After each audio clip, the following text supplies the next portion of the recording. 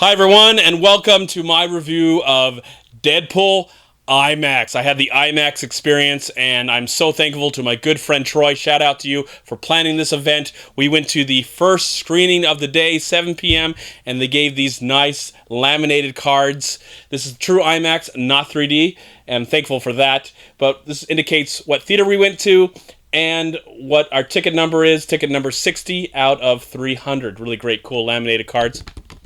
Plastic. I love it. I can't wait to keep this nice, and really thankful just to have it. Even before I saw the movie, though I was really excited to see this film. But let you know just a little bit about me. I'm not a big comic book guy. I do love comic book movies. They're everywhere. I like that this was going to be R-rated. I think this might be the first Marvel R-rated film since Blade Trinity. Maybe there was one after that. So anyways, Deadpool. My first introduction of Deadpool came when I saw X-Men Origins Wolverine. I know that's a terrible representation of the character, and in my opinion, not a good film. But I didn't really know much about Deadpool.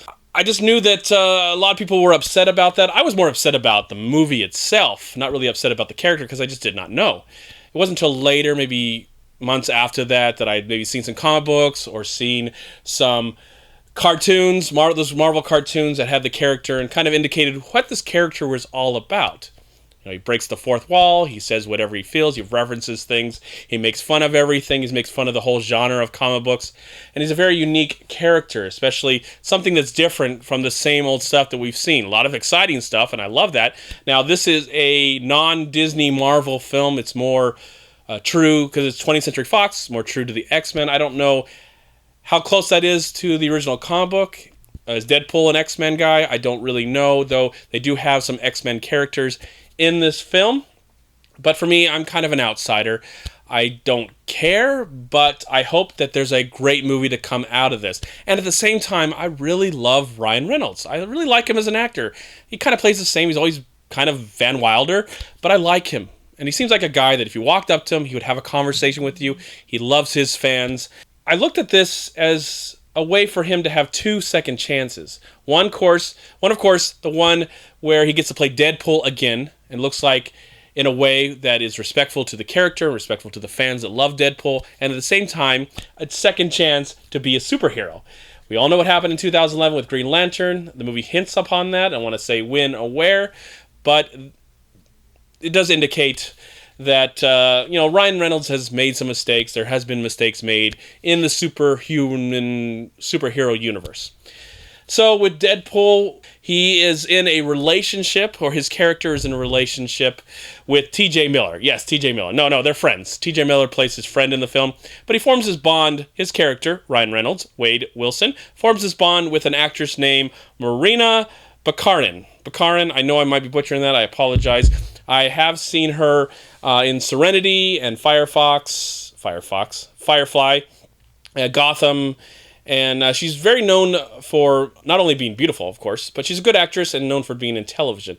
So there's this plot that involves his origins, falling in love, seeking revenge, blah, blah, blah, becoming Deadpool for the very first time. If you've seen the trailer, then you kind of have an idea. And if you know about the character, then you also have a kind of idea what's going to be happening. We do see a lot in the trailer that's in the movie, but if you're someone like me that doesn't know a lot about Deadpool, this was extremely refreshing and fun, especially for the superhero genre, movies in general, the action-adventure, the origin story. We've seen all this stuff many, many times, and we're going to see it over and over again many, many times afterwards. But what I like, or I should say love, about Deadpool is the fact that the origin story is kind of split up from the present to the past, and the past. It kind of goes back and forth. I really enjoyed that aspect of the film. It actually made it more interesting to follow. It wasn't your same old A, B, C, D story. At the same time, Ryan Reynolds is having so much fun in the role. It just seems like he does really want to get it right this time. He seems like he does really want to not only please the fans, but make a great film. Make something that's completely entertaining. Thankfully, it is rated R. A movie like this cannot be PG-13. Yes, it does involve some of the X-Men and does reference some stuff but it is an R-rated film. This movie is not for little children. If you want to take your 13 or 14-year-old, there is nudity, so they can enjoy that. You can cover their eyes if they don't want you to see that, but then there's violence, and there's sex, and there's lots and lots of language. So just be warned if you're about to see the film. I love the Deadpool character. We got a little bit of a taste of what he was like in a bad way with Wolverine, but with this one, he is on almost all the time, to the point where it does take over the movie a little bit, and did annoy me just a little bit. I have to be perfectly honest with you. I don't think this is a perfect, amazing, incredible, over-the-top, one of the best superhero movies of all time, but I do think it's pretty damn great. It's extremely entertaining. I loved how violent it was. I loved a lot of the puns, though it was a little too much.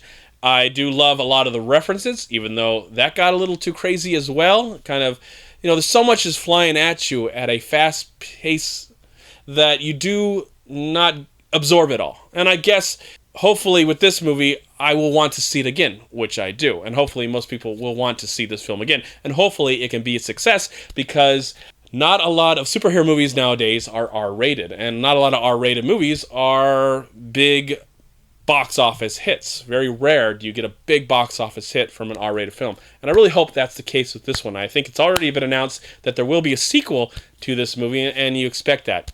And the movie makes fun of... The great thing about this film is it makes fun of the superhero genre. It pokes fun at itself.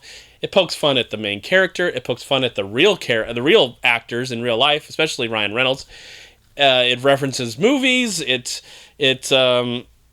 lots of, as I said before, puns that some really work, some don't. But what I will say is that every few minutes I was laughing. I was having a good time. There is one joke that I will not say in this review, where it was the one time in the whole movie that I just started to clap. I thought that was completely brilliant. There are times where the screening that we went to where that happened multiple times, where people did clap, and I was like, yeah, I would justify a clap right there. But I just really wanted to... I didn't want to miss anything. I didn't want to clap and then miss a joke. Even when I didn't clap, I missed a lot, because there's just so much happening in this film. Now, I'm not going to tell you what happens after the credits, but you need to stay till the very end. And you don't have to believe me at all. I totally understand. You don't have to believe me at all.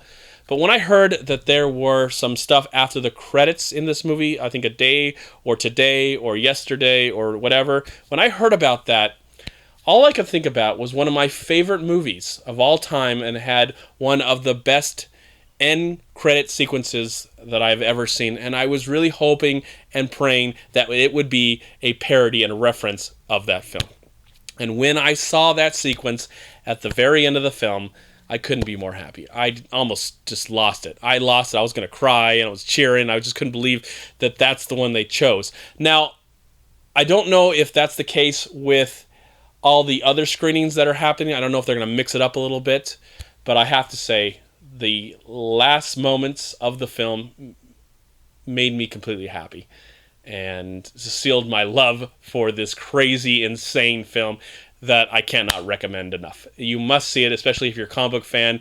Who knows when we're going to get the next R-rated superhero movie. It probably won't happen again until Deadpool 2 comes out.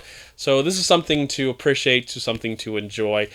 And I think the people who made the film can be congratulated, because I think they did, they helped redeem the character. They helped redeem what has happened before, and I really appreciate it, just as a fan of film, as a fan of going to the movies and having a great time and seeing all the action and all the violence, and it just looks beautiful.